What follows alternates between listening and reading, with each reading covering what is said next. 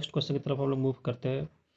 देखो बच्चों, क्वेश्चन में बोला गया कि फाइंड द स्मॉलेस्ट नंबर। ठीक है, स्मॉलेस्ट नंबर फाइंड करना है जो 8, 9, 24 से अगर मैं डिवाइड करूँ उस नंबर को तो 4, 5 और 20 रिमाइंडर आना चाहिए। ठीक है, यानी कि अगर हमें एक ऐसा नंबर चाहिए, जिसको मैं डिवाइड करूँ 8 से, 9 से और 24 से, तो मुझे रिमाइंडर कितना कितना चाहिए बच्चों? तो रिमाइंडर चाहिए 4, रिमाइंडर चाहिए 5 और रिमाइंडर चाहिए कितना? 20। लेकिन ये जो नंबर है ये पूरी तरह से डिविजिबल हो किससे? 11 से। ठीक है, आई थिंक ये क्वेश्चन समझ गए होंगे कि क्वेश्चन क्या बोला जा रहा है। तो बच्चों ऐसे क्वेश्चन में हम लोग करेंगे क्या? ये निगेटिव रिमाइंडर का केस है। अब निगेटिव रिमाइंडर का केस अगर क्लास 10th अगर पढ़े हो बहुत अच्छे तरीके से, पहला चैप्टर नंबर सिस्टम का, तो आपको पता होगा कि निगेटिव रिमाइंडर का कॉन्सेप्ट क्या होते हैं। तो जस्ट मैं यहाँ पे सॉल्व कराने वाला हूँ। यहाँ पे मैं कॉन्सेप्ट के साथ थोड़ा बहुत जो कॉन्सेप्ट होता है वो बता दूंगा, पूरा बेसिक पर मैं नहीं जाऊँगा। तो चलो, अगर मुझे सोचो बच्चों कि अगर मुझे 8, 9 और 24 से कटने वाला कोई नंबर चाहिए तो नंबर क्या हो जाएगा? यानी इन सभी का एलसीएम हो जाएगा, है या नहीं?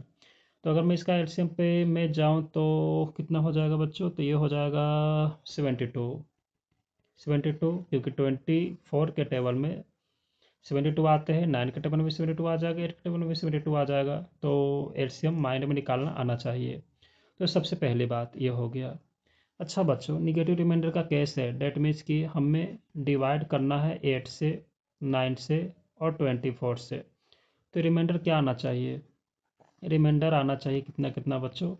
तो वो आना चाहिए 4, 5 और 20।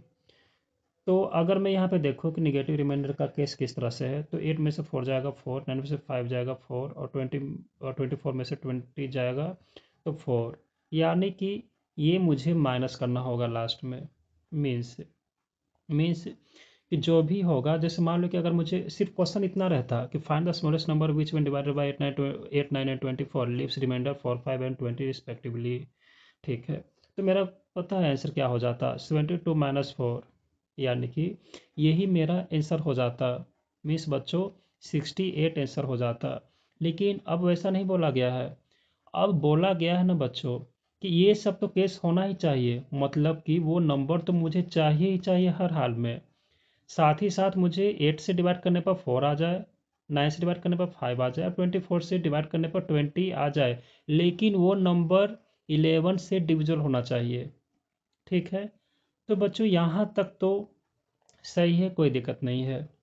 यानी कि हमें जो नंबर चाहिए वो कैसा चाहिए? वो ऐसा चाहिए कि 72 में मुझे एक ऐसा नंबर चाहिए जो कि रिमाइंडर जो आए वो इसको फुलफिल करे, यानी कि 4, 5 और 20 आना चाहिए।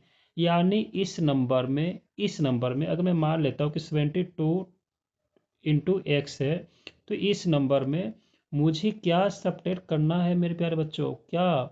4 4 सब्ट्रैक्ट करना है। और वो नंबर किससे डिविजन होना चाहिए? 11 से। तो ये रहा पूरा का पूरा एक एक्सप्रेशन। क्लियर है बच्चों? फिर से वंस मोर रिपीट कर दे रहा हूँ। हमें एक ऐसा नंबर चाहिए था जो 8, 9, 24 से डिविजिबल ना हो। मीन्स डिवाइड करूँ ना तो रिमाइंडर कितना कितना आना चाहिए? तो रिमाइंडर आना चाहिए कितना? 4, 5 एंड 20, लेकिन 11 से डिविजन होना चाहिए। मीन्स कि वो नंबर तो मुझे मिल जाएगा 72। 72 एक ऐसा नंबर है जो कि 8, 9, 24 से कट जाएगा। लेकिन अगर मुझे ये नंबर चाहिए ना तो मुझे 4 सब्ट्रैक्ट करना पड़ेगा। क्या समझ पा रहे हो? मुझे 4 सब्ट्रैक्ट करना पड़ेगा अगर मुझे इन सारे कंडीशन को फुलफिल कराना है तो। ठीक है, तो नंबर अगर 72 है, ठीक है, और साथ ही साथ 11 से भी डिविजन होना चाहिए, यानी कि 72 इंटू एक्स और -4। क्यों? क्योंकि ये सब कंडीशन भी फुलफिल चाहिए, ये सब कंडीशन। और साथ ही साथ 11 से डिविजल होना चाहिए, 11 से भी डिविजल होना चाहिए। यानी कि पूरा एक्सप्रेशन आई थिंक कि समझ गए होंगे।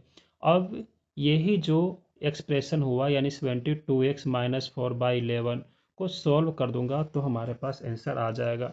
मीन्स अब आपको 1/1 एक्स का वैल्यू 1, एक्स का वैल्यू 2, 1/1 चेक करना पड़ेगा कि एक्स का वैल्यू 3, 4, 5, 6 कि जहाँ तक हो पाएगा। अब सबसे बड़ा डाउट ये होगा, सबसे बड़ा कन्फ्यूजन ये होगा कि सर ये तो सही है, मैं कर लूँगा, लेकिन एक्स का वैल्यू फाइंड आउट करना कितना टफ हो जाएगा, है या नहीं बच्चों? क्योंकि सोचो ना कि बार बार चेक करोगे कि 72 × 1 आएगा, फिर 72 × 2, फिर 11 से 4 सब्ट्रैक्ट करके 11 से डिवाइड करोगे, फिर 72 × 3, फिर -4 करके 11 से डिवाइड करोगे। तो हम लोग ना एक थोड़ा सा कॉन्सेप्ट हम लोग समझते हैं। कॉन्सेप्ट मतलब कि मैं एक ट्रिक बताने वाला हूँ कि 72x - 4 को 11 से डिवाइड करना है, ठीक है, 11 से डिवाइड करना है। ये पूरा पूरा रिमाइंडर क्या क्या होना चाहिए, 0 हो जाना चाहिए। ओके, तो बच्चों अब आप ये देखो कि डायरेक्ट ना आप ये देखो कि 72 से डिवाइड करो 11 को, तो 11 6 जा 66 होता है, ठीक है, 11 6 जा 66 होता है। कितना बचा? 6 बचा। यानी कि मैं यहाँ पे जो यूज़ करने वाला हूँ उसको हम लोग बोलते हैं रिमाइंडर थ्योरम, ठीक है। रिमाइंडर थ्योरम एक नंबर सिस्टम का एक पार्ट होता है जो कि आप लोग को में अभी नहीं पढ़ना है, लेकिन देखा जाए तो अगर हम लोग ये कॉन्सेप्ट सीख जाते हैं तो इजीली तरीके से आप इसको सॉल्व कर पाओगे। तो बच्चों रिमाइंडर थ्योरम में क्या होता है कि जैसे मैं 11 से डिवाइड किया तो 11 6 10 66 कितना बचा? 6 बचा ना। तो बस मैं उस पार्ट को मैं लिखूंगा जो आया है, 11 6 10 66, 6 बचा तो 6x - 4, ये सेम टू सेम मैं छोड़ दूंगा बाई 11। मैंने उस नंबर को मैंने छोटा कर दिया बस x का वैल्यू फाइंड आउट करने के लिए।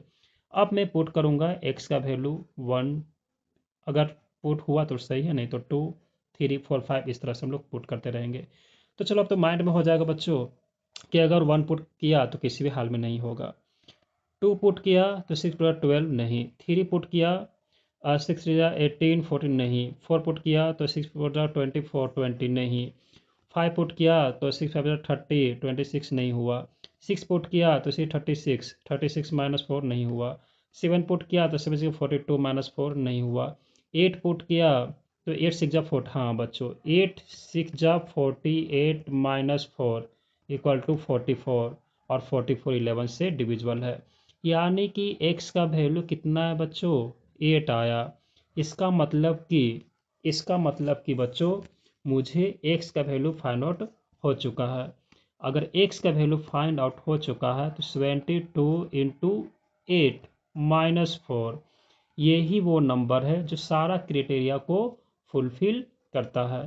तो 72 8 जा तो 72 2 जा 144, 2 जा 288, यानी कि कितना हो जाएगा 577 576 -4, इसका मतलब कि 572।